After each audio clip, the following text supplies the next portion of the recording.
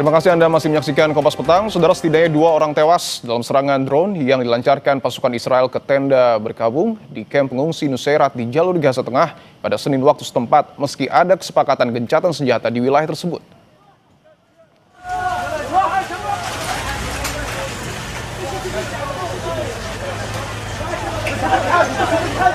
Selain menewaskan 2 orang, serangan tersebut juga melukai banyak orang, termasuk anak-anak yang dibawa ke Rumah Sakit Al-Aqsa Martyrs di Deir Balah. Gencatan senjata yang berlaku sejak 10 Oktober itu mengakhiri serangan Israel yang dimulai pada 8 Oktober 2023. Meskipun pemerintah Amerika Serikat mengumumkan fase kedua perjanjian gencatan senjata telah dimulai pada Januari lalu, pelanggaran terus berlanjut. Fase tersebut mencakup penarikan tambahan pasukan Israel dari Gaza dan peluncuran upaya rekonstruksi yang diperkirakan PBB menelan biaya sekitar 70 miliar dolar Amerika Serikat.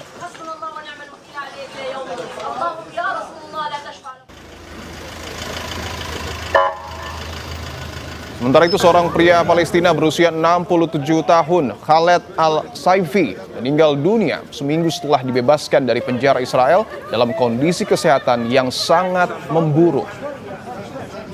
Menurut kelompok hak asasi narapidana Palestina, Al-Saifi dibebaskan setelah 4 bulan ditahan. Korban diduga menderita komplikasi kesehatan serius akibat pelanggaran selama penahanannya, seperti dugaan diberi suntikan yang menyebabkan peradangan parah. Setelah itu kondisinya memburuk.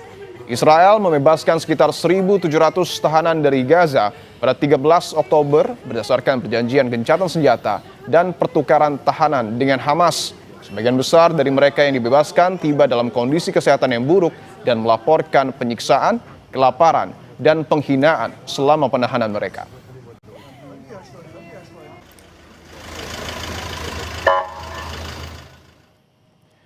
Di tengah fase kedua perjanjian gencatan senjata, Israel melanggar dan tetap menyerang warga Palestina di jalur Gaza. Lalu sejauh mana pilihan pemerintah Indonesia bergabung dengan Dewan Perdamaian bentukan Trump bisa mempercepat kemerdekaan Palestina? Kita bahas bersama Ketua Pusat Kajian Wilayah Amerika Universitas Indonesia, Profesor Suzy Sudarman, dan anggota Komisi 1 fraksi PKB, Syamsu Rizal. Prof. Suzy dan Bang Rizal, selamat petang semua.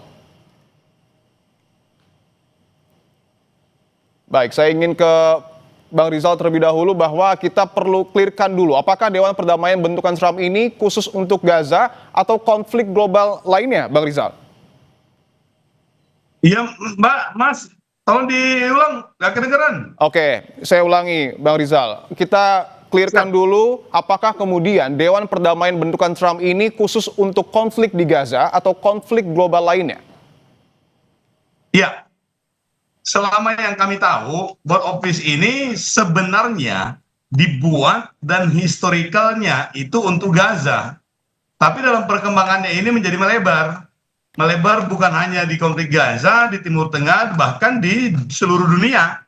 Makanya tidak salah kalau ada orang beranggapan, jangan-jangan ini replacement dari PBB. Jangan-jangan karena ini kemudian Amerika keluar dari beberapa badan PBB. Dan ini oleh sebagian kalangan menganggap bahwa ini adalah langkah yang mendegradasi lembaga yang selama ini kita anggap sebagai salah satu atau satu-satunya lembaga yang bisa memberikan nuansa perdamaian. Dan ini juga yang menjadi salah satu kritik dari orang-orang yang menolak dari Board of Peace ini. Ya. Oke, baik. Saya ingin ke Prof. Suzy dulu, bahwa tadi sudah disampaikan oleh Bang Rizal, nampaknya Board of Peace ini tidak hanya dibentuk untuk konflik Gaza, tapi meluas sesuai dengan fungsinya. Tetapi kita bahas soal alasan Trump membentuk Dewan Perdamaian ini karena Dewan Keamanan PBB dinilai sudah tidak lagi berfungsi, sehingga untuk atasi konflik global, Trump bentuk Dewan ini. Apakah bisa lembaga ini sekuat Dewan Keamanan PBB atau ini hanya, mohon maaf, akal-akalan Trump aja? Jelas tidak sama dengan PBB. PBB kan dibentuk untuk melegitimasikan kekuasaan Amerika, naked power turn into legitimate power. Tetapi sekarang Board of Peace ini lebih banyak mengenai monopoli dari keluarga Donald Trump dan berasosiasi dengan keinginan Netanyahu untuk mengusir warga Palestina. Jadi sebetulnya ini tidak ada landasan dasarnya yang mirip seperti piagam PBB yang mengakui eksistensi negara-negara tanpa adanya upaya-upaya bersifat swasta untuk melakukan hal-hal yang menyangkut kemakmuran negara-negara lainnya di dunia gitu. Kalau PBB kan jelas tujuannya adalah membantu mendamaikan dan membantu mengatasi segala macam persoalan yang ada di dunia. Oke, bahwa tidak ada landasannya terkait dengan pembentukan board office, dan kita tahu sampai dengan detik ini Presiden masih terus ataupun tengah bertemu dengan sejumlah ormas Islam. Prof. Susi, apa yang sebenarnya harus disuarakan oleh ormas Islam yang kemudian saat ini ada di istana untuk disampaikan kepada Presiden? Ormas Islam jelas harus berpegangan pada kenyataan bahwa sebetulnya Board of Peace ini dibentuk untuk memimik New York Declaration. New York Declaration diakui oleh PBB, tetapi melencengkan oleh Donald Trump untuk kepentingan-kepentingan yang di luar dari deklarasi New York yang sebenarnya mengakui two-state solutions. Nah, ini kan harus diatasi oleh negara-negara yang berkepentingan karena tidak bisa sebuah lembaga yang absah digantikan begitu saja oleh lembaga yang menculik gagasan yang dideklarasikan di New York untuk dijadikan sesuatu alat untuk mengumpulkan dana dan mengusir warga yang bertempat tinggal di situ. Oke, saya ingin tanyakan ke Bang Rizal soal apa yang kemudian tadi disampaikan oleh Prof. Susi, atau mungkin juga Anda memiliki bocoran apa yang sesungguhnya akan disampaikan oleh ormas Islam kepada Presiden?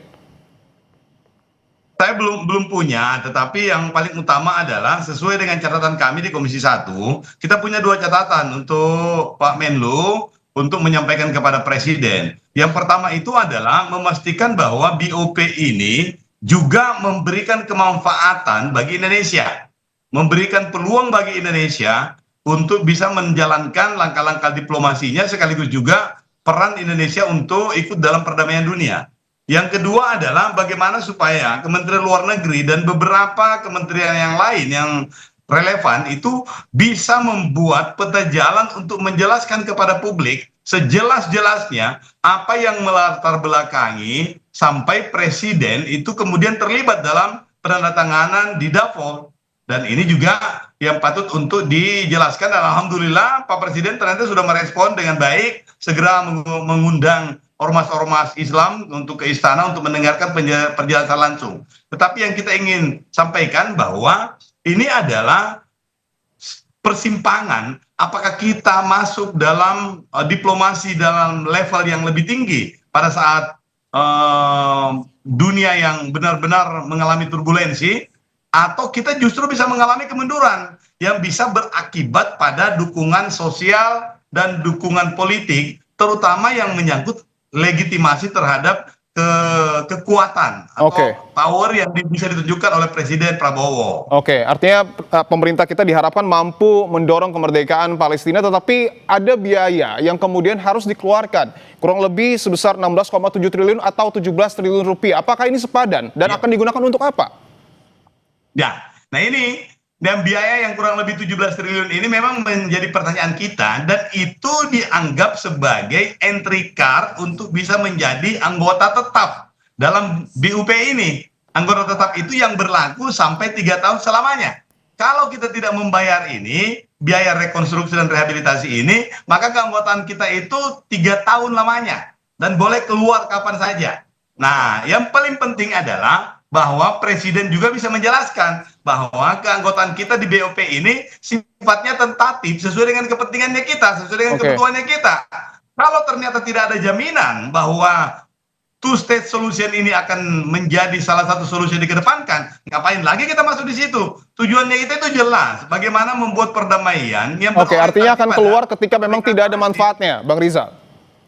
Ya, manfaatnya pasti ada, karena pada saat di sini ini satu-satunya pintu yang tersedia untuk membicarakan perdamaian di Gaza.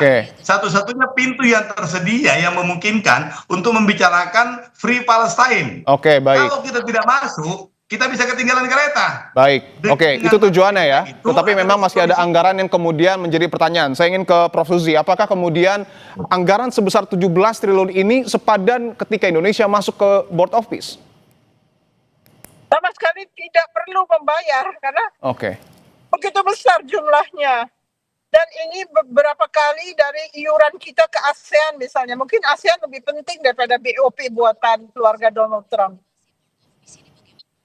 Oke, artinya ketika harus dibayarkan itu tidak perlu. Dan juga tadi Prof. Susi menyebut bahwa tidak ada landasan dasar pembentukan board of peace ini. Benar. Artinya menurut Prof. Susi sendiri, dana ini untuk apa, Prof? Dananya untuk membangun Gaza. Kenapa kita membangun sesuatu yang dihancurkan oleh Israel? Itu kan nggak masuk akal sebetulnya. Oke. Artinya apa yang harus dalam tanda kutip dilakukan pemerintah untuk kemudian betul-betul memanfaatkan bergabungnya pemerintah kita ke Board of Peace?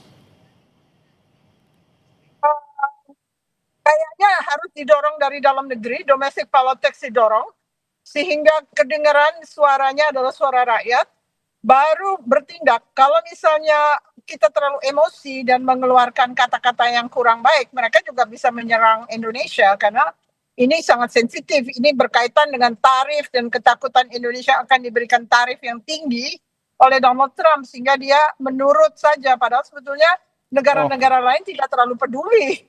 Oke, Anda sepakat dengan pernyataan Prof. Susi, Bang Rizal, soal bergabungnya pemerintah kita ke Board of Peace karena ketakutan terhadap Amerika Serikat? Enggak, kalau soal itu kita nggak takut sama Amerika. Walaupun kita juga menganggap bahwa komponen Amerika itu adalah entitas yang sangat luar biasa pentingnya. Tetapi bukan soal takut tidak takut. Tetapi yang paling penting di situ adalah kans kita untuk mendapatkan the first information from the situasi itu. Karena begitu kita tidak masuk dalam anggota tetap itu, maka ada beberapa agenda yang tidak bisa kita ikuti seterusnya. Bukan pada kesempatan pertama kita mendapatkan informasi itu. Dan ini yang direbut oleh Bapak Presiden. Oh, kesempatan itu mungkin tidak akan datang lagi berikutnya. Oke. Sehingga ya beliau. Baik. Tanggapan Anda, Prof. Susi, Anda sepakat dengan pernyataan Bang Rizal? Dengan segala keberaniannya mengambil peran ini dijelaskan. Mau tahu, ya. Kan Indonesia berkawan dengan kawan-kawannya Amerika di Middle East, misalnya Qatar atau UEA. Kita tanya-tanya aja kepada mereka, nggak usah kita harus mendapatkan informasi pertama, karena tidak absah gitu ya, organisasi ini kurang mencerminkan apa yang diamanatkan oleh pembukaan Undang-Undang Dasar 45. Oke. Saya ingin ke Bang Rizal lagi bahwa tadi disebutkan pemerintah ketika bergabung dengan BOP ini semangatnya bisa menekan ataupun mendorong kemerdekaan Palestina. Tapi kita tahu juga Israel yang juga menjadi bagian dari Board of Peace menyerang Gaza, artinya melanggar kesepakatan. Apa yang harus dilakukan Presiden? Betul. Yang mesti kita lakukan ini adalah memastikan apa yang dilakukan Israel ini tidak boleh lagi sama sekali dilakukan. Bahkan mesti ada penekanan dari chairman-nya BOP ini untuk memastikan Israel ini bisa mendapatkan tanda kutip sanksi. Oleh karena itu kita memang dari awal itu selalu menegaskan bahwa two-state solution ini adalah harga mati dalam forum ini. Nah, Bapak Presiden ini kalau dalam pemahaman kami dan penjelasan dari Kementerian Luar Negeri bahwa kita tidak ingin ada informasi sekecil apapun yang kita tidak bisa dapatkan atau kita tidak dapatkan itu dalam kesempatan pertama. Di sini strategisnya. Baik, saya ingin tanyakan, ketika Indonesia nanti sudah mengirimkan dana 17 triliun, apa jaminannya untuk negara kita agar dana tersebut tidak sia-sia? Karena kita tahu juga negara kita masih membutuhkan begitu banyak biaya untuk segala keperluan yang ada.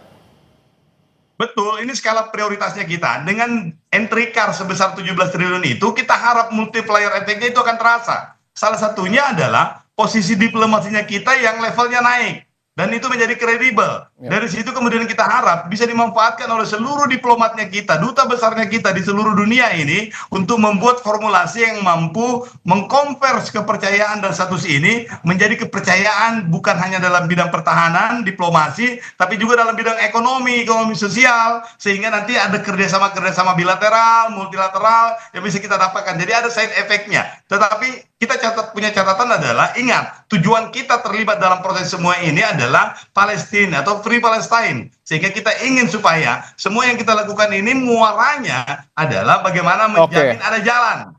Oke, saya ingin tanyakan ke Prof. Susi, apakah diplomasi kita sudah mengambil langkah yang tepat dengan bergabung dengan Board of Peace? Tidak, kalau menurut saya sih tidak banyak gunanya. Harusnya kita mengikuti aja deklarasi New York yang Indonesia juga menandatangani bersama Prancis. Dan itu diakui oleh PBB, kita pegang itu dan menyatakan secara perlahan-lahan bahwa sebetulnya BOP ini melanggar karena tidak melaksanakan apa yang disebutkan oleh Declaration New York, yaitu adanya two-state solution sebagai solusi dari konflik yang terjadi di Gaza. Oke, BOP disebutkan bahwa melanggar. Apakah kemudian lebih efektif board of peace atau mungkin jalur internasional melalui PBB menurut Anda, Prof. Susi? Bisa wakil kita di PBB bisa menginisiasi di Dewan Keamanan, mungkin berpidato atau apa, bahwa sebetulnya kenapa Declaration of New York itu dipenggal untuk tidak memasukkan elemen two-state solution yang diupayakan dalam Declaration of New York yang diakui oleh Dewan Keamanan PBB. Oke, baik. Saya ingin ke Bang Rizal lagi. Jika ke depan Board of Peace ini gagal untuk kemudian menahan serangan yang kemudian terjadi di Gaza, apakah DPR akan mendesak Indonesia untuk keluar dari BOP? Keluar. Oke. Lebih bagus kita bisa keluar daripada kita tidak bisa masuk. Dan ini adalah salah satu panel diplomasi. Daripada kita tidak memiliki kesempatan sama sekali, mending kita merebut kesempatan itu. Dan kalau tidak sesuai dengan apa yang kita inginkan, ya mau dia apa lagi, kita keluar. Meskipun ketika uangnya sudah diserahkan, Bang Rizal. Kenapa? Meskipun ketika uang sebesar 17 triliun nanti sudah diserahkan. Nah, di situ masalahnya, resikonya. Makanya kita minta catatannya adalah memastikan semua term and condition-nya itu benar-benar secure, baru kemudian kita bayarkan. Karena itu bukan uang kecil, uang itu besar sekali. Dan kita minta kepada Kementerian Luar Negeri dan kementerian lainnya itu untuk benar-benar memastikan. Nah, itu tadi kita punya rekomendasi 2 secara eksternal itu untuk menghitung dengan baik bagaimana peta jalan yang bisa didapatkan oleh Indonesia selain kemanfaatan diplomasi dan kemerdekaan Palestina, kita bisa memanfaatkan untuk produktivitasnya kita. Kita bisa membuka beberapa barrier karena beberapa negara yang lain. Yang kedua tadi, bagaimana supaya kebijakan ini benar-benar tersosialisasi ke masyarakat Indonesia. Itu dilakukan oleh Bapak Presiden tadi, salah satunya. Oke, saya ingin ke Prof. Susi bahwa tadi Bang Rizal mengatakan ketika BOP ini gagal menahan atau membendung serangan yang terjadi di Gaza, Indonesia akan keluar. Tanggapan Anda apakah harus menunggu kegagalan tersebut atau seperti apa? Sebaiknya pemerintah mendorong domestic politics untuk menyuarakan bahwa sebetulnya BOP itu berbeda dengan Declaration of New York yang sudah diakui oleh Dewan Keamanan. Jadi untuk safe-nya seakan-akan politik domestik kita yang menarik kita untuk keluar dari BOP. Karena kalau kita sendiri menyuarakannya, tentu kita kena tarif yang tinggi, mungkin diberikan sanksi oleh Donald Trump. Kita tahu ya, masalah egonya dia terlalu besar. Jadi pemerintah bisa mendorong domestic politics itu untuk bermain demi kepentingan kita. Seperti kalau di Amerika domestic politics bisa dipakai juga, misalnya dia tidak mau menggambarkan di surat kabar, dia kasih tahu surat kabar itu jangan menggambarkan hal ini ya. Nah, itu kita juga bisa bermain di situ. Oke, singkat saja Prof. Susi, Anda menyimpulkan tujuan BOP ini adalah murni untuk kemudian melahirkan kedamaian di Gaza atau ada tujuan lain? Tujuannya adalah menggolkan cita-cita Netanyahu dan Mossad untuk mengusir orang-orang Palestina, karena ternyata kan pemboman masih berlangsung sekarang ini. Oke, Anda sepakat dengan hal itu, Bang Rizal? Enggak, kalau saya tidak sepakat. Maksudnya sepakatnya itu adalah biar bagaimanapun juga satu-satunya negara yang oleh Uni Emirat Arab, Qatar, Turki, dan beberapa negara lainnya yang mampu menginjak kakinya Presiden Netanyahu itu adalah Presiden Trump. Itu yang kita gunakan, kekuatan itu untuk menekan Israel. Karena selama ini tanpa tekanan atau jaminan dari Amerika, itu hampir nggak mungkin. Nah, inilah kecerdasan seorang presiden kita itu untuk menggunakan tangan orang lain untuk mengetok palanya nih Netanyahu. Oke, apakah Anda punya informasi, Bang Rizal, kapan anggaran 17 triliun ini harus diserahkan ke BOP? Belum, nanti akan kita mintakan ke Kementerian Luar Negeri bagaimana perencanaannya. Baik. Terima kasih Bang Syamsur Rizal, anggota Komisi 1 fraksi PKB dan juga Ketua Pusat Kajian Wilayah Amerika Universitas Indonesia, Profesor Susi Sudarman telah bergabung di Kompas Petang.